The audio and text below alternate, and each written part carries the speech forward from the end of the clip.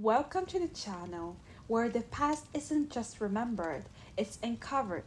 If you have ever pictured the Middle Age as a time of knights, castles, and epic battles, you're only seeing half the story. There is a darker, stranger, more intimate world waiting to be explored. What did people do when they had no soap, no toothpaste, and no running water? How did they survive their stench of unwashed bodies, open sewers, and rotting food without the luxury of deodorants or daily showers? This series isn't just about glory, it's about the grim. It's about the rituals of survival that help people keep their skin, hair, teeth, and dignity intact in one of the harshest, filthiest periods in human history. We are diving deep into medieval hygiene, the sacred baths, the perfumed robes, the garlic lined walls, the spiritual fumigations, the strange mixture, the calm rituals, the fear of food air, and the silent war against the invisible forces they believed caused disease. Each chapter will peel back the layers of the forgotten world, from the public bathhouses that doubled as social clubs to the makeshift dental tools that would make you cringe, to the perfume sachets sewn into gowns to protect against the plague. But this isn't just about facts. It's about stories, real, raw, and sometimes disturbing. It's about how humans, rich and poor, noble and peasant, fought the filth day after day and developed some shockingly advanced techniques for staying clean, or at least smelling less awful. So, if you're curious about the weird, wild, and downright brilliant ways people try to stay hygienic in an age before modern medicine and sanitation, you have found your place. Make sure to hit that like button, subscribe, and turn on the notifications because this isn't just a history lesson, it's a deep dive into the rituals that defined life and death in the dirt covered chapters of our past. And hey, drop a comment below. What's the one medieval hygiene ritual you would try or avoid at all costs? Let's uncover history from the inside out. Forget what you think about medieval filth, because behind the castles, the cathedrals, and cobblestone streets, people were fighting a quiet, desperate battle against their own bodies. This is not the story of knights and dragons, it's the story of sweat, of rot, of rituals, and the secrets they used to keep themselves clean, in a world that stank of that. Here is the first lie we've all believed, that medieval people didn't bath, that they rolled in mud, slept in manure, and ran from water like it was a poison. But here's the truth. In castles and cottages across Europe, people did wash their bodies, but not how you think. In the homes of the wealthy, bathing was a ritual of status. A servant would carry water, bucket by bucket, into the Lord's chamber. The wooden tub would be lined with linen, the water infused with herbs, lavender for fragrance, chamomile for the skin, and mint to wake the sense. This wasn't a quick rinse. A noble could soak for hours, sipping wine while musicians played in the corner. It was indulgent, but it was also rare, because after the 14th century plague, a terrifying belief took hold that water, warm and open in the pores, made the body vulnerable to death. This idea of the body as a fortress became popular. Clear skin? That was a weakness, a crack in the wall. Disease could slip in, so instead of washing, they began to cover powder, perfume, layers of linen to mask the body beneath. Among peasants, it was different. Water wasn't feared, it was hard to access. But when they could, they used it. A stream, a bucket, a shared washtub. Saturday night was bathing night in many homes, especially in Northern Europe. Before church on Sunday, families bathed in order, from eldest to youngest. Soap? Yes, but it was brutal, made from animal fat and ash. It burned the eyes and dried the skin, but it worked, and that was enough. So, no, bathing wasn't dead. It was evolving, warped by fear, limited by class. But not all bathing happened in the shadows. In the cities, people wanted more water, more heat, more humanity. Public bathhouses were the heartbeat of hygiene in medieval towns. Paris alone had dozens. In South Germany, they called them Badstuben. In England, the term is stew. And in these stews, something amazing happened. People bathed together. A typical bathhouse had a large heated room, wooden tubs, and attendants. Patrons stripped, washed, soaked, shouted. Food was served, music played. It was part spa, part restaurant, and part social club.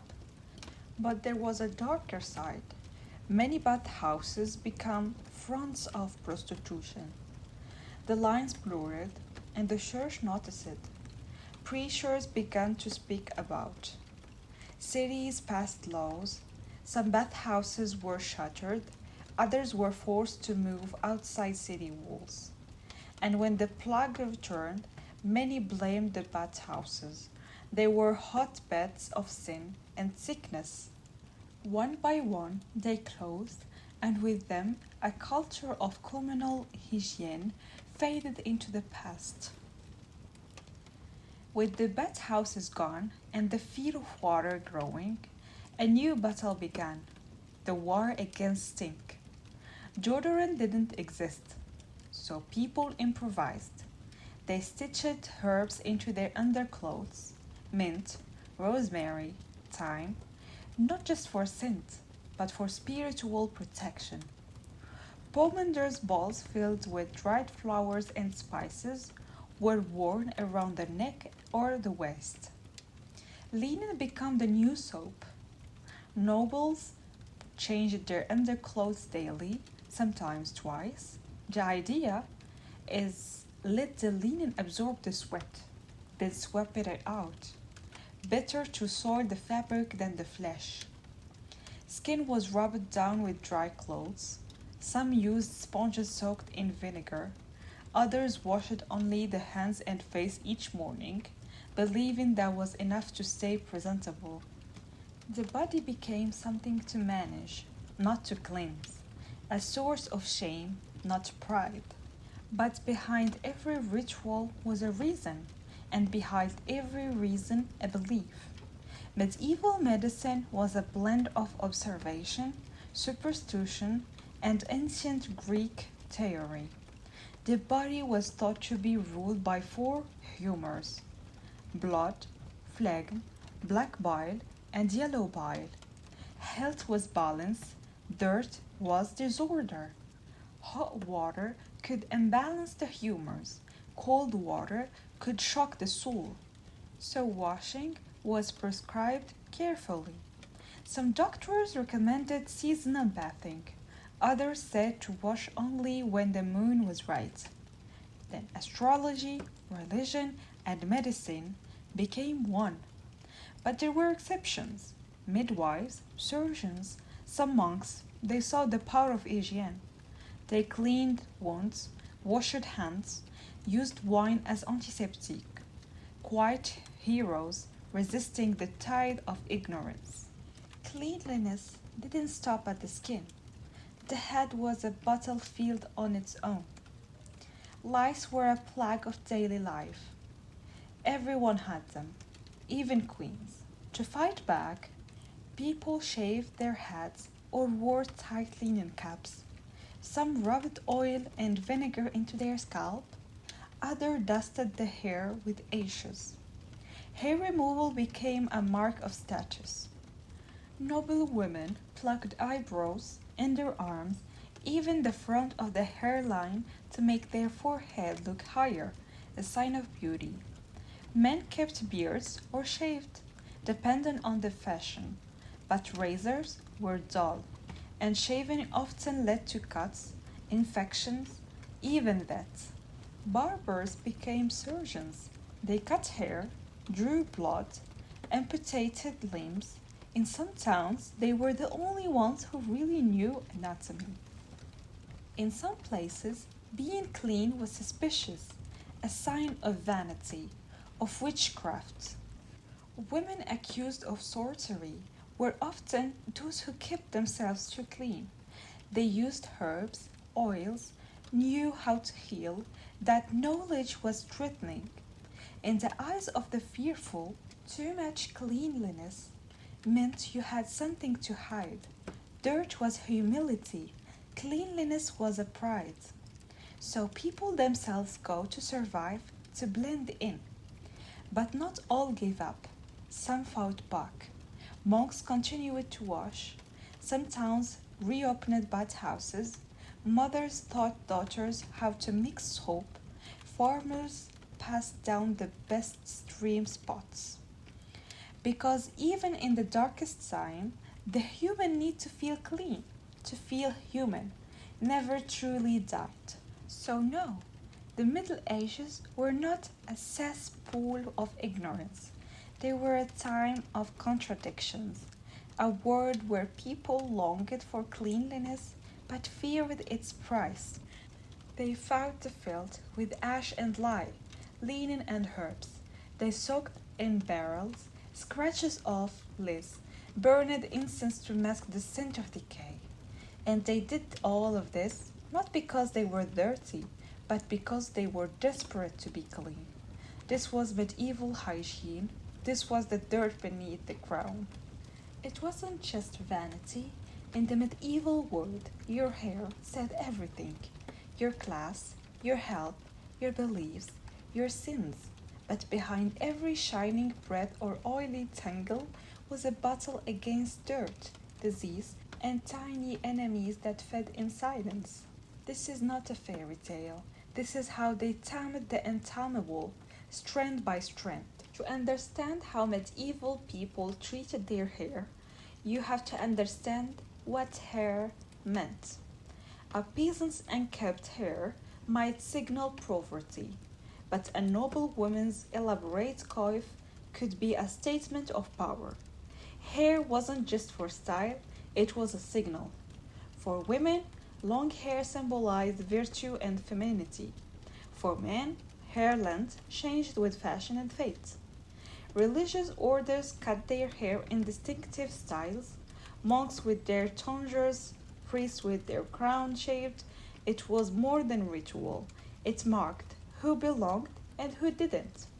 To shave one's head could be a punishment or purification. So, yes, they cared deeply, not just about how hair looked, but what it said. If there was one enemy every medieval person knew intimately, it was lice. They hid in hats, burrowed into beddings, thrived in hair. Even royalty wasn't safe. Queen Elizabeth had custom-made combs just for picking out nits. To fight them, people used what they had: ashes rubbed into the scalp, vinegar rinses, oil soaked rings. They combed with fine-toothed tools carved from bone. Some even shaved their heads entirely, not out of fashion, but defeat. Women wore tight linen caps to keep lice out, and wigs to hide the damage. Children were inspected daily. Lice weren't just a nuisance, they were part of life, a sign of God's testing or the devil's torment. And so the war never stopped. Washing your hair sounds simply today, but in the medieval world, water was both healer and potential killer. Hot water was feared, believed to open the pores and let illness in. So washing hair wasn't a weekly ritual, it was a calculated risk. Instead, people used powders. They made dry shampoo from herbs, ashes, and even crushed flowers. These absorbed oil and masked odors. Then they'd brush or comb it all out. For those who dared, rinsing might involve water boiled with rosemary or sage. The rich might have oil scented with ambergris or rose, but most settled for what was accessible. A vinegar rinse, sharp, acidic, but it worked, and it burned. Medieval hairstyles weren't static. They shifted like tides, shaped by royalty, religion, and rebellion. In the 12th century, women wore long, braided hair hidden under veils. In the 14th century, plucked foreheads and pinned curls reigned. Men followed the courts, short and neat under Edward, shoulder length under Richard. Hair was shaped with beeswax and lard, dyed with henna, soot, even urine. It wasn't glamorous, it was determined and dangerous.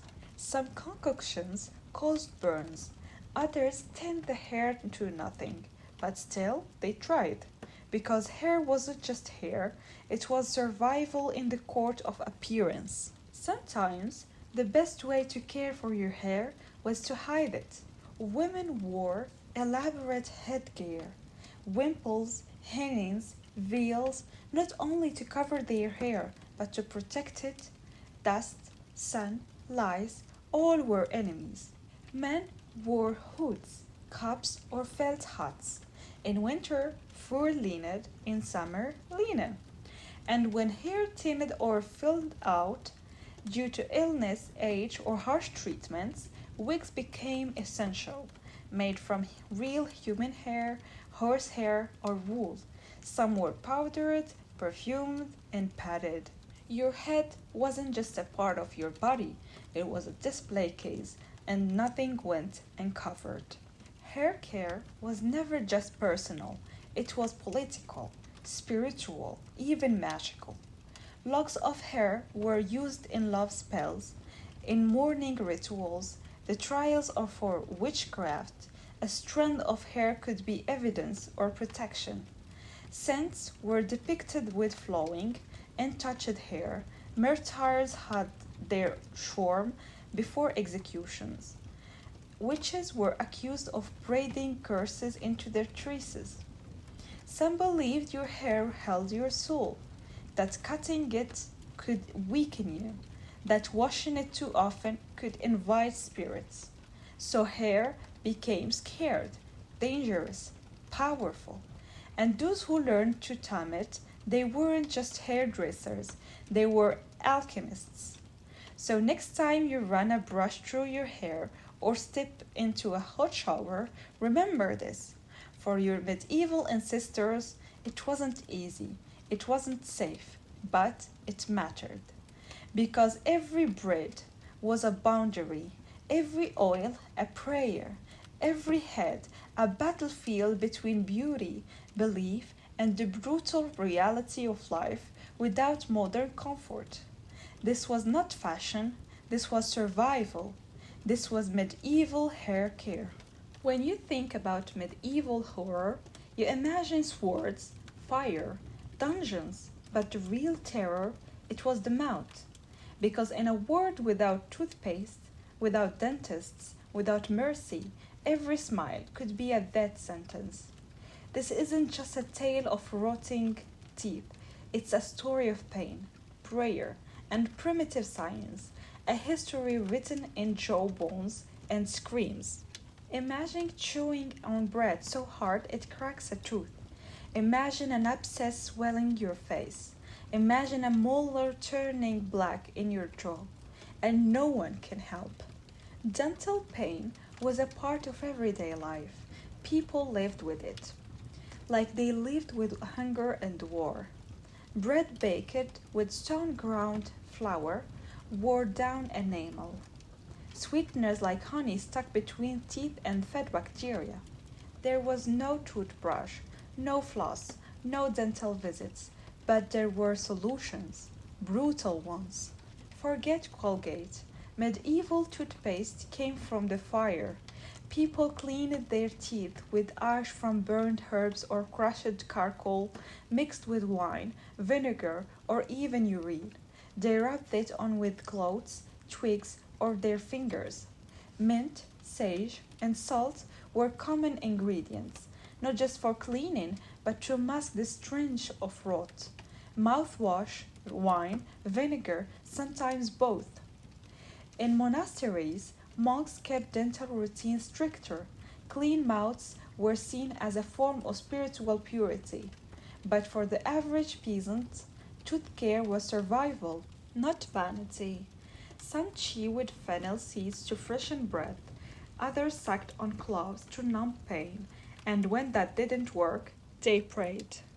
In the town square, a man stood with iron tools and a bloody apron. His sign didn't say dentist, it said tooth drawer. Tooth drawers were the last resort. Traveling men with pliers, hammers, and brute strength, they operated in public, pulling teeth on stools while crowds watched. Painkillers, sometimes alcohol, often nothing. The tools were iron, rusted and clean. One yank, maybe two, the tooth came out or shattered. Bleeding was severe, infections were common, some never recovered. But when the pain was too much, people lined up because a broken smile was better than a broken spirit. Pain was not just physical, it was punishment. The church thought that toothaches were divine retribution for lies, for vanity, for sins of the mouth. Prayers were offered, relics were kissed. In some cases, saints were believed to cure dental pain. Saint Apollonia became the patron of toothache sufferers after her own teeth were shattered in martyrdom. People carried her image around their necks, praying to her when agony set in. Sometimes fate was the only anesthesia they had. A single tooth infection could kill you. Without antibiotics, an infected tooth could spread bacteria through the bloodstream. Swollen jaws became septic, fever spigot, and delirium followed. They called it jaw plague or mouth fever, and no one understood why it spread so fast or why some people died just a few days after a toothache began. Surgeons attempted crude operations, cutting open cheeks to drain pus, lancing abscesses. Some survived, others didn't. It wasn't just pain, it was a ticking bomb inside your head. Your smile was your status, but it was also your shame. Rotten teeth were common, but among the elite they were hidden. Nobles blackened their teeth with powder to disguise decay. They covered their mouths with handkerchiefs and they whispered instead of laughed. For peasants, there was no hiding it. A full mouth meant poverty, illness, sometimes evil. Women with bad teeth were accused of being witches. Men with missing teeth were considered cursed. So people did what they could. They hid, they smeared ash, they chewed herbs, they kissed less, and prayed more. In a world without dentistry, the mouth was a battlefield. Every bite, every word, every breath came with risk. Behind every smile was a pain story, and yet they endured. They chewed through agony, laughed with missing teeth, survived the screams of bone being torn from bone. Because even in the darkness, they craved for comfort, relief, a moment of silence from the ache inside. This was the terror of medieval dental care. In a world before detergent, before zippers, before washing machines, the war for cleanliness didn't just happen in the bathhouse or the barber's razor. It raged deep in the folds of clothes. This is the forgotten frontier of medieval hygiene: underwear, outerwear, and everything in between. Underwear in the Middle Ages? Yes, and it matters more than you think. Forget the idea that medieval people simply tossed tunics over bearskin. The reality was more layered. Literally, linen was king, soft, absorbent, and breathable. Linen was the barrier between body and the outside world. People wore its clothes, shirts for men, chemises for women. These undergarments absorbed sweat, cut body oils, and acted as the first line of defense in a dirty world. And they were changed often, sometimes daily among the wealthy, because in a time when full baths were rare, clean linen was the next best thing. Some even believed that by simply changing into fresh linen, they were washing themselves, and in a sense they were. The linen absorbed filth, and when replaced, took the dirt with it. But what happened to the dirty linen? That's where the real work began. Washing clothes wasn't just tedious, it was brutal and sometimes even deadly. Clothes were washed by hand in freezing rivers with harsh lye soaps that burned the skin. Women did most of the laundry, and it was exhausting labor. Beating clothes against stones, wringing out soaked garments, hoiling water by the bucket. This was the medieval cardio. In some towns, laundry was done in communal wash houses. In others, women trekked to streams and rivers. No matter the weather, in winter, fingers froze. In summer, hands blistered. And yet, they did it. Because clean clothes meant status, PT, and even survival. Some cities had designated days for laundry. Some monasteries had entire buildings devoted to the washing of robes and underclothes. In noble households, they had entire teams washerwomen, soap makers, linen keepers. The act of washing was more than a chore, it was a ritual and sometimes a risk. If you couldn't wash, you masked, and the medieval wardrobe was the ultimate disguise. Perfume sachets were sewn into sleeves, lavender, rosemary, cloves, not just for their scent, but for their supposed power to protect against plague. Layers were key: a linen shirt, a woolen tunic, perhaps a surcoat. Each trapped odor held it back from reaching others. For the wealthy, this worked for a while. But over time, garments absorbed everything: sweat, grease, even blood. And when that happened, smell wasn't the only concern. Clothes could spread lice, scabies, and disease, which is why people turned to fire, air, and sun. Clothes were hung out to dry in the sun not just to clean them, but to cleanse them. Sunlight, they believed, burned away impurities. Some garments were even smoked over herbal fires, a medieval dry cleaning of sorts. Clothing wasn't just clothes, it was class, it was character, and it was cleanliness. Laws in many cities dictated what people could wear, sumptuary laws.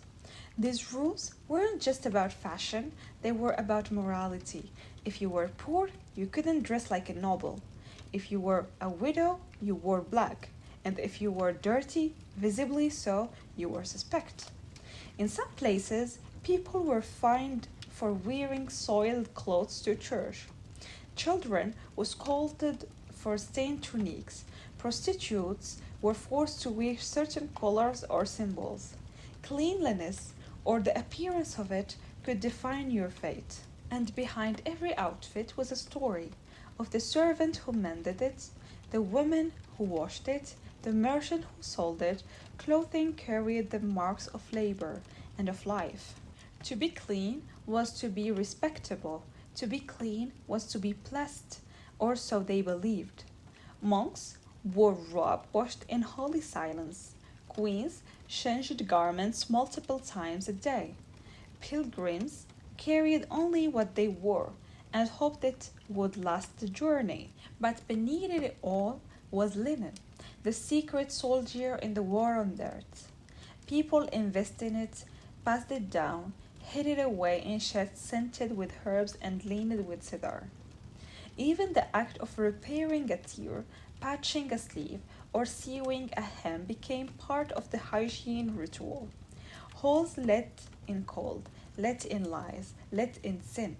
People feared what passed through clothes, and they trusted what protected their skin. In the medieval world, cleanliness wasn't a shower, it was a sleeve, a shift, a tunic changed at the right time, washed with the right soap, dried in the right light.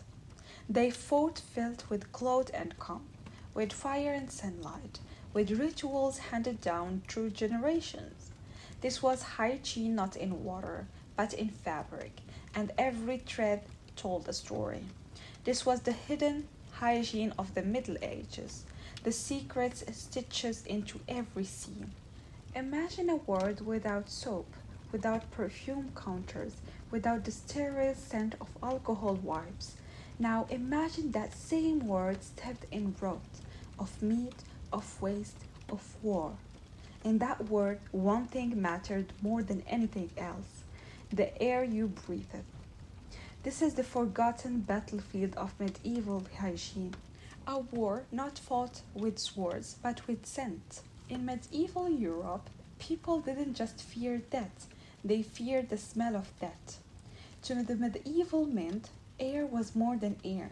It was a carrier of disease, a messenger of miasmas. Bad smells weren't just unpleasant, they were lethal. They believed that plague traveled on the breeze, that a single whiff on putrid air could sicken a man, and balance his humors, open the door to death. And so began the word on stench. Cities reeked of garbage, of tannery pits, of unwashed bodies, chamber pots were dumped in alleys, livestock wandered in the streets, but people weren't blind to the smell, they fought it with everything they had. Forget the perfume bottle. In the Middle Ages, the weapon of choice was the pomander. A pomander was a small, perforated ball made of gold, silver, or carved wood. Inside, dried flowers, cloves, ambergris, cinnamon, and musk. Every scent chosen for power and protection. People hung them around their necks, carried them in their belts, tucked them into sleeves. Some were no bigger than a coin, others were elaborate, jeweled orbs the size of a fist. They weren't just accessories, they were armor. Apothecaries sold special mixtures. Recipes were closely guarded. One blend might be used to avoid headaches, another to ward off plague. The wealthy hired scent makers to craft signatures fragrances. To smell sweet was to be safe. To reek was to invite illness, or worse, suspicion. If the air was poisoned, then fire was the cure. People burned incense daily, frankincense and myrrh in churches, juniper and rosemary in homes. Charcoal braziers were placed in halls, with herbs scattered on top. The smoke curled through rooms, cleansing the wall, purifying what couldn't be scrubbed. Even in hospitals, fire was used. Patients were fumigated, walls were smoked, plague doctors lit bundles of herbs before entering infected rooms. The scent was strong enough to make eyes water, but that was the point. In times of epidemic, entire neighborhoods were perfumed with smoke. It was ritual, it was belief, it was hope, disguised as fire. If you couldn't clean your body, you could at least clean your clothes, or better yet, make them smell divine. Nobles had their garments lined with sachets, small clothes bags filled out with dried lavender, rose petals, anise, linen undergarments were perfumed before wear. Cloaks were scented with special oils. Laundry wasn't frequent, but when it was done, people often rinsed clothing in scented water.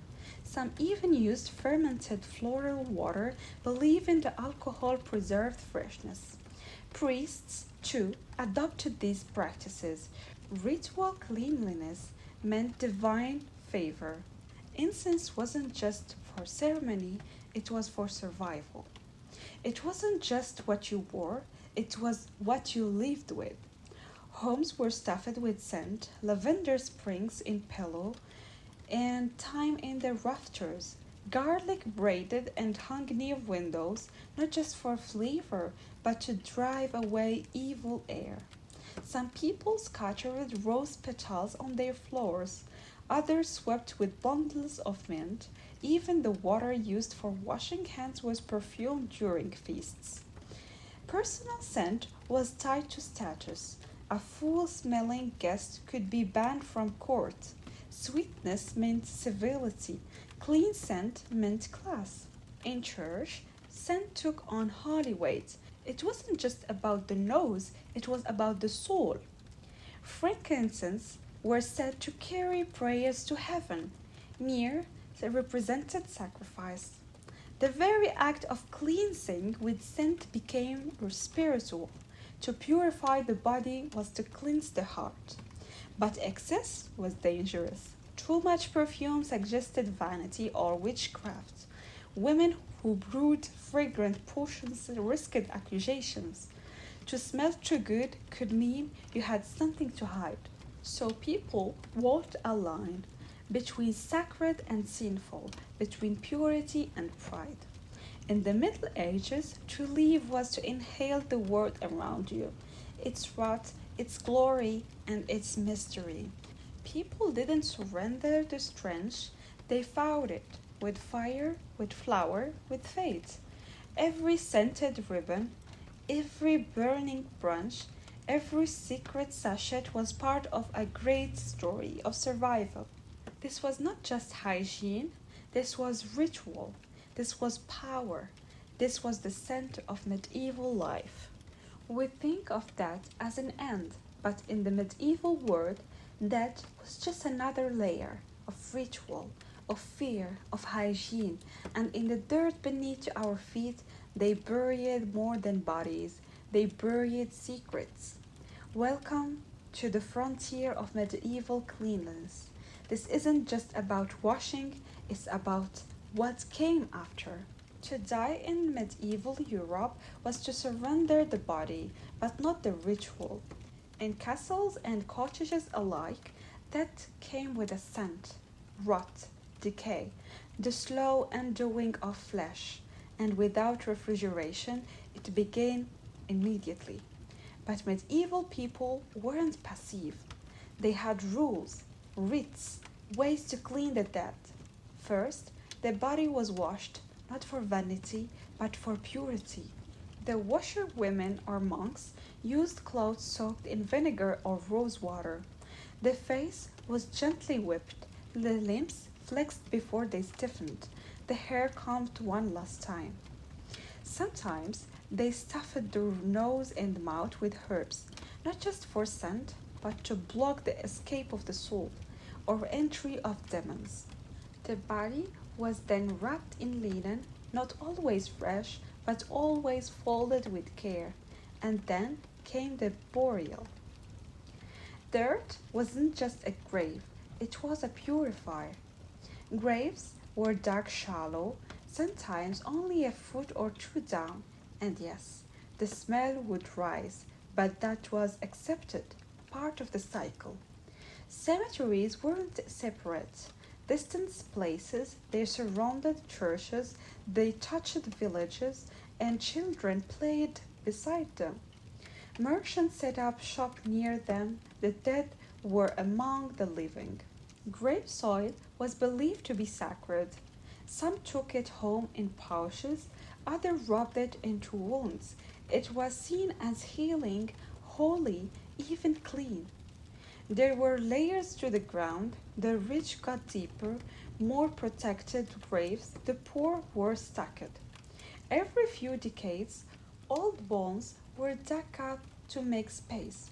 Skulls were placed in ossuaries, names forgotten, only dust remained. When the Black Death came, everything changed. Cities wouldn't bury fast enough. Traditional rites collapsed. Mass graves were dug, sometimes by the hundreds. No washing, no linen, just bodies, peeled and powdered with lime to suppress the stink. Monks recorded lists of names, grave diggers worked day and night, bells rang constantly. Some claimed the dead rose, that improper burials invited evil. Fear turned to hysteria. The response? More rituals. Burning tar near graveyards, hanging rosemary wreath, and chanting psalms louder. It wasn't just mourning, it was hygiene, desperate, mystical hygiene.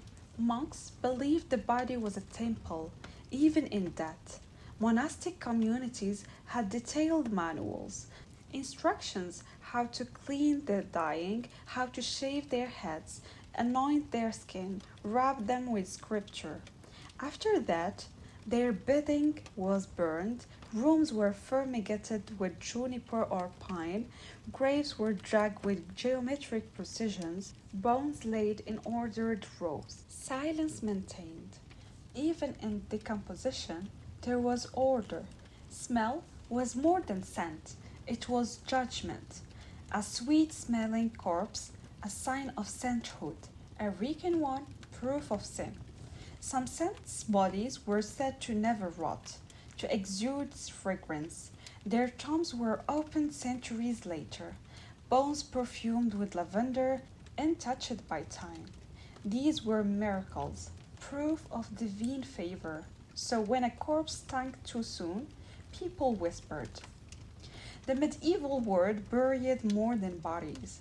Unwanted infants, heretics, outcasts, buried at crossroads without ceremony, without names. Grave markers were denied, stories erased, but the dirt remembers.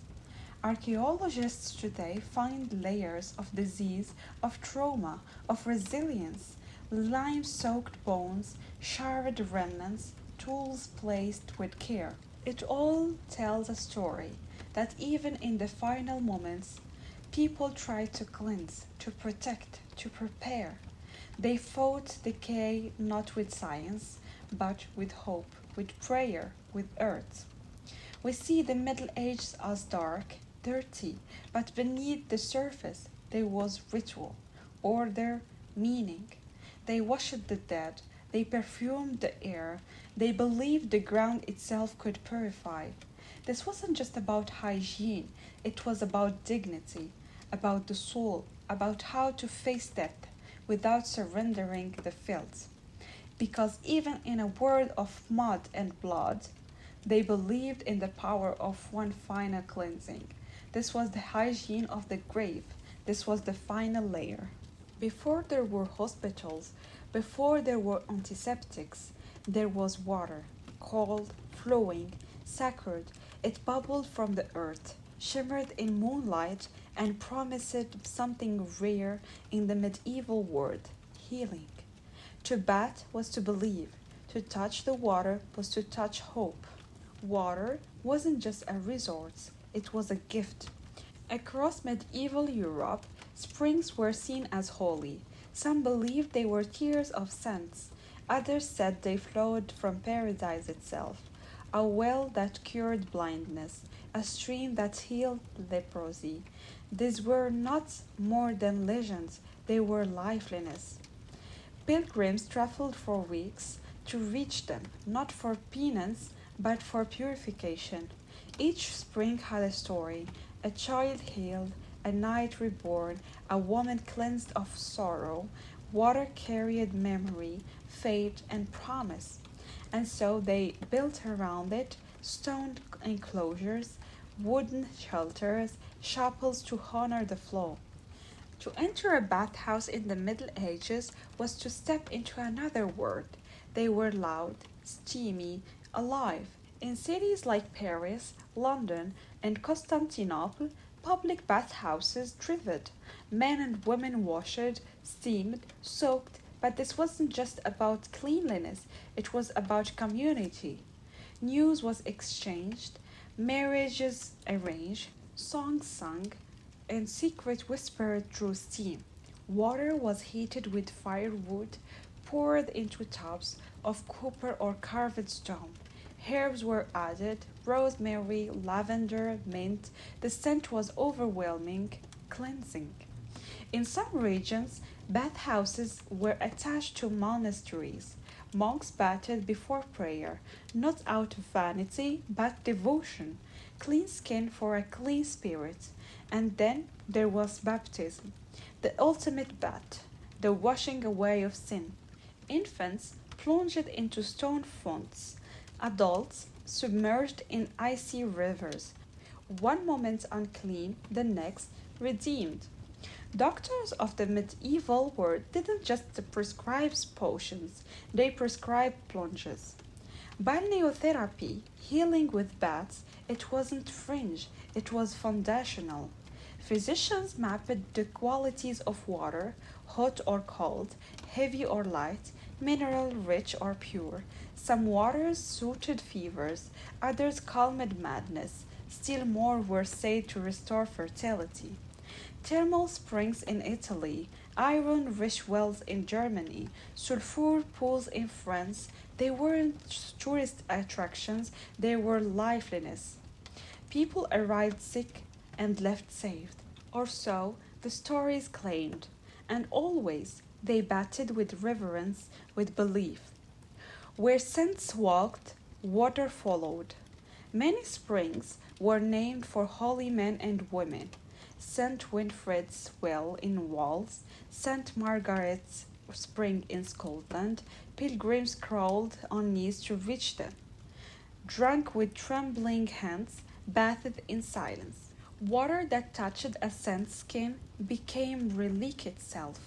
Cloth dipped in spring water was tied around woods, bottles were sent to distant lands. Even kings believed. Monarchs visited these sites, left gold, built chapels, some even ordered holy water imported by the barrel. The line between religion and hygiene blurred, and no one questioned it. Not everyone could afford to travel, but water still ruled their lives. Villagers dug their own sacred wells, marked them with stones, said prayers before drawing buckets. Midwives used warm water to soothe labor pains. Crones bathed newborns by candlelight. Wounds were washed in moon blessed water. On holidays, some would fast, then bath. Others bathed on solstices, believing the water held power then. Even washing the face in morning dew was ritual, a charm against aging, a promise of luck. The clean body was the prepared body for work, for prayer, for battle. But as the centuries turned, water began to frighten. Plagues rose and whispers followed. Some claimed bathhouses spread disease. The steam opened the pores, inviting beds in. Authorities shut them down. What once was healing became heresy. Even doctors grew wary. Dryness became a virtue, filth a shield. But the people remembered. Quietly, they still batted. They believed. They still visited the springs by moonlight. Because they knew what the soil couldn't unteach, that clean water is sacred, that to bath is to begin again. In the medieval world, healing didn't come in bottles. It came in streams, pools, rain. They believed the earth bled water for their sake, that it could carry away pain, sickness, and sin. And even now, centuries later, the springs still flow, the stone fonts still stand, and the waters still shimmer. Because the body, they knew, wasn't just meat and bone, it was spirit, and the water was life. And that was the word of medieval hygiene. A lot of chapters, hundreds of rituals, dozens of sacred habits, lost beliefs, and gritty truths. We didn't just look at how people batted or brushed their teeth, we uncovered how they fought invisible treats, how they used herbs, ages, smoke, and prayer to battle against decay, how scent became a weapon, how water became sacred, how dirt became destiny. You've walked the muddy alleys, stood in the steam filled bathhouses, watched plague doctors light bundles of rosemary, and seen the strange beauty behind the struggle to stay clean in a world without modern comfort. Because in the end, this was never just about hygiene, it was about survival, it was about culture, fate, class, and fear. Every comb stroke, every floral sachet, every perfumed robe carried meaning and risk. If you made it this far, you are not just a viewer, you are a time traveler. So now, we want to hear from you. What shocked you the most? What ritual could you never imagine doing today?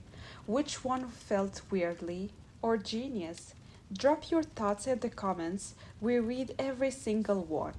And if the series left you fascinated, disturbed, or just plain amazed, please consider liking, subscribing, and sharing it with someone who thinks the past was simple or clean, because the truth is far more human and far more haunting.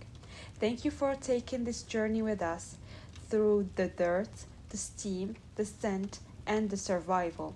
Until next time, stay curious, stay gritty, and never forget, even history has a body odor. Thank you, everyone. Bye.